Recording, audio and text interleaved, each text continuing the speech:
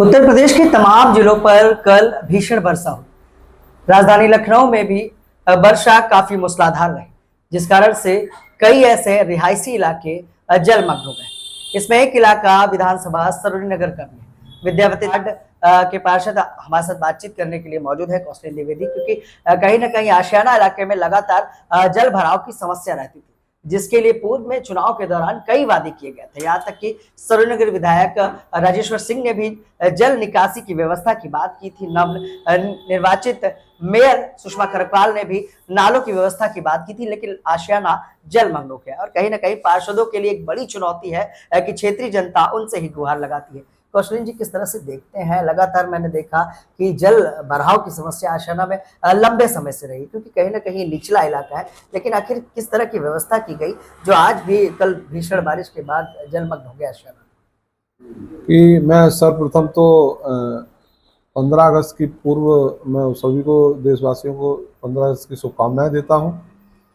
और इसी के साथ में जो कल रात बहुत अत्यधिक अनुपात में जो बरसात हुई, जिसकी वजह से आज आप आए होंगे जलभराव को देखने को मिला।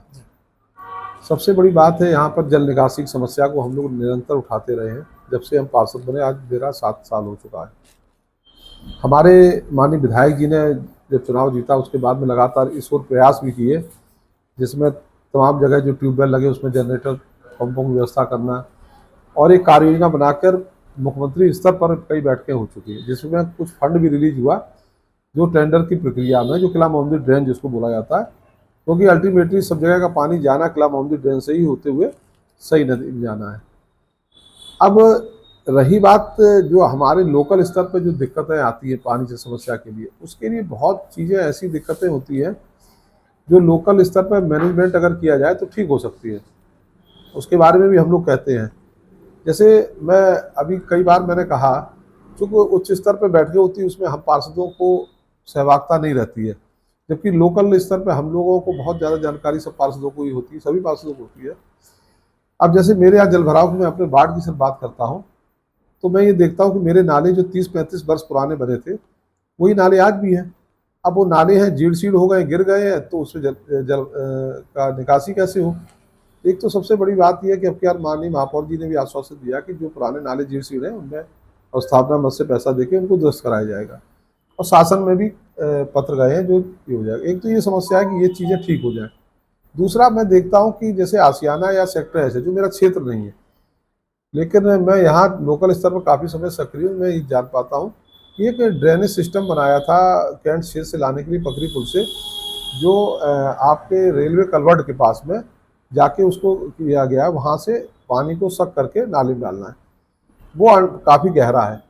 अगर ये कहीं सभी उच्च अधिकारी मेरी आप ही के माध्यम से अगर सुन लें, तो ये सेक्टर एच या के की तरफ जो नाले बने हुए हैं उन नालों को ह्यूम पाइप से अंडरग्राउंड करते हुए उसमें मिला दिया जाए जहाँ पर गहरा स्तर है। जैसे हमारे यहाँ नाबार्ड के पीछे जहाँ पंपिंग होती है, उस पंपिंग की वजह से क्या होता है, मेरे सेक्टर जी में जल भराव नहीं, लेकिन पंपिंग चलने की वजह से जल भराव हो जाता है, क्योंकि सेक्टर का पूरा पानी डाल दिया जाता है।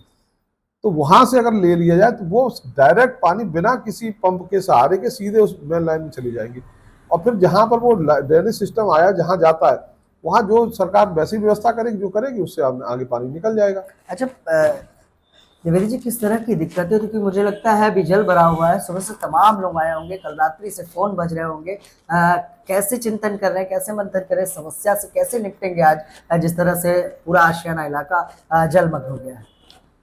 देखिए, सबसे बड़ी बात तो यह है कि हमारी जो जनता है बड़ी धैर्यवान है, और ये समझती है कि प्राकृतिक आपदाएं हैं। पानी बरसता रहा, अभी तक कोई दिक्कत नहीं, कल कुछ ज़्यादा मात्रा बरसा, और नुकसान तो सही बात है। जैसे हम लोग क्षेत्र बहुत EWS लोग एक कमरे के मकानों में रहते हैं, और उनके घर में जब पानी चला जाता है तो जो भी सामग्री है उनकी वो ख़राब हो जाती है, गंदगी हो जाती है, छोटे छोटे बच्चे रहते हैं, और जिससे बीमारियां फैलने का भी खतरा रहता है।